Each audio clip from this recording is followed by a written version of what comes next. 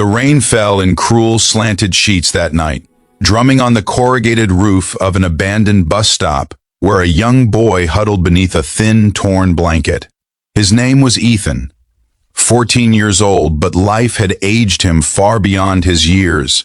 His eyes carried the weariness of someone who had seen too much, lost too much, and expected nothing more from the world. His shoes were 2 sizes too small, his hands cracked from the cold, and his stomach growled from another day without food. Yet, even in his hollow hunger, there was something unbroken in him, an ember of goodness that refused to die out. Before we dive deeper into Ethan's story, don't forget to hit the like button, drop a comment, and subscribe to Kindness Universe, where real stories remind us that hope and humanity still exist in this world. Ethan wasn't always homeless.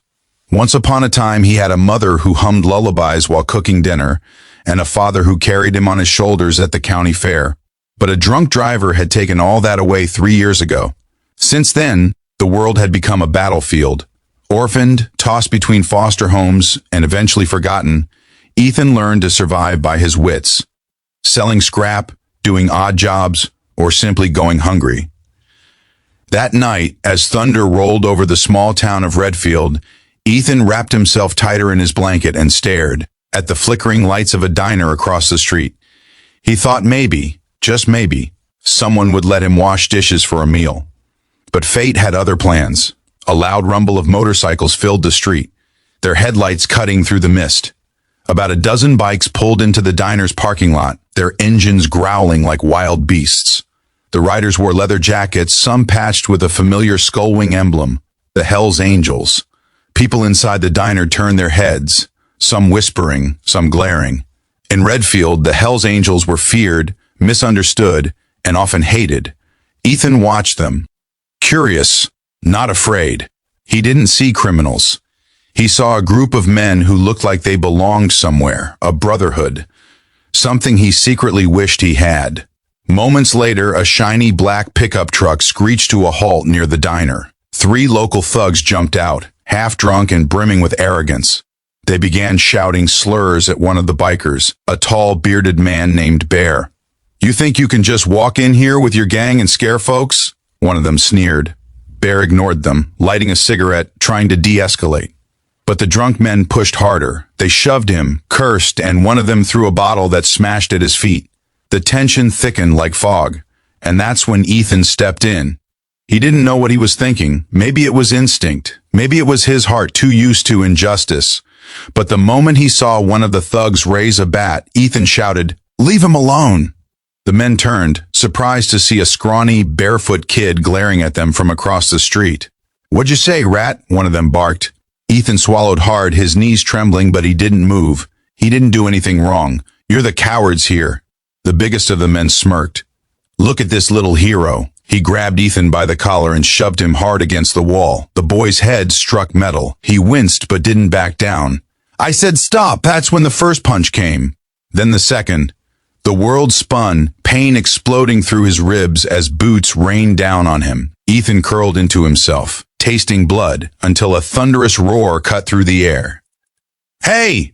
Bear's voice was like a storm. In seconds, the bikers surrounded the scene. The thugs froze, realizing their mistake. Bear lifted Ethan's limp body, his massive hands trembling with rage. "You touch a kid again," he growled, "and you'll answer to all of us." The men bolted, their truck squealing off into the rain. Bear knelt beside Ethan, who blinked weakly. "Why'd you do that, kid?" he asked. Softly. Ethan coughed. "You looked like you didn't have anyone to stand up for you." Bear's eyes glistened. For the first time in years, the hardened biker felt something stir in his chest, something like faith. That night, Bear carried Ethan to the diner. The staff, still cautious of the bikers, stepped back as the group entered. Bear laid Ethan on a booth seat and asked for towels, hot water, and food. "He's just a kid," he said quietly, "and he's been through enough." As Ethan slept, Bear sat beside him, sipping coffee, watching the rain wash the blood off his hands. He had been called a lot of things in his life: outlaw, menace, sinner. But that night, he felt like something else entirely, a protector. By morning, the story had spread through Redfield.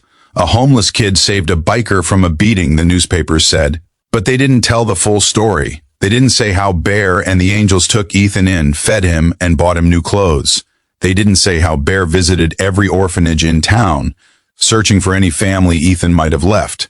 And they definitely didn't say how, when none was found, Bear made a promise, "You're one of us now." Ethan became the youngest honorary member of the Hells Angels. But Redfield wasn't ready to accept that. Some townsfolk whispered behind his back. Others sneered when the bikers rode through. "They're just criminals hiding behind charity," one shopkeeper spat. Yet everything changed one fateful afternoon. A fire broke out in the old orphanage near the edge of town. The building went up in flames within minutes. Trapped inside were 12 children and a caretaker. Sirens wailed, but the fire trucks were still miles away. Without hesitation, Bear and his crew, every one of them, jumped on their bikes and raced toward the inferno. Ethan followed, his heart pounding. By the time they arrived, the fire had devoured half the structure.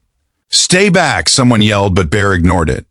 He kicked the door open, charging through the smoke with Ethan right behind him. Together, they pulled out the children, one by one, until their clothes were singed and their lungs burned. The last kid was trapped upstairs. Bear started up the stairs, but the floor gave way beneath him. Ethan screamed his name. Without thinking, Ethan dove in, crawling under the collapsing beam, his small frame slipping through where Bear couldn't.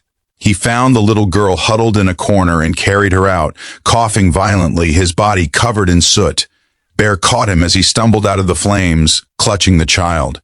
By the time firefighters arrived, the bikers had already saved everyone.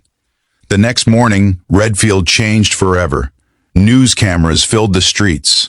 Headlines read, "Outlaws Save Orphanage." Photos of Ethan wrapped in Bear's leather jacket went viral. People began leaving food, clothes, and money for the kid who once had nothing. And then, one evening, as the sun dipped below the horizon, something extraordinary happened. Over 1,000 bikers from across the country rode into Redfield, engines roaring like thunder, to honor Ethan. The sound echoed through every street, drawing the entire town out of their homes. The sight brought tears to everyone's eyes. Hundreds of bikes lined up around the orphanage ruins, their headlights forming a glowing halo around the boy who had once been invisible. Bear stood beside him, resting a heavy hand on his shoulder. "He may have been homeless once," Bear said into the microphone, "but he's got more courage and heart than most men ever will. This kid defended one of us when the world turned its back on him. Tonight we ride for him, for every soul who believes kindness still matters." The crowd erupted in applause. Even the same townsfolk who once whispered now wept openly. That night the angels rebuilt what the fire had taken, not with bricks and cement, but with compassion, unity, and love. Before we end this powerful story, if Ethan's courage and the Brotherhood's loyalty touched your heart, please like this video, share it with your friends, and subscribe to Kindness Universe, because every act of kindness deserves to be remembered. Years later, Ethan would grow into a strong, kind young man, riding beside Bear on the open highway, the wind in his hair and freedom in his heart. The town that once turned away from him now smiled when they saw him. They didn't see a homeless boy anymore. They saw hope. And every time he passed the old bus stop where his story began, Ethan would slow down, look out at the world, and whisper the same words that started it all sometimes. It just takes one person to stand up.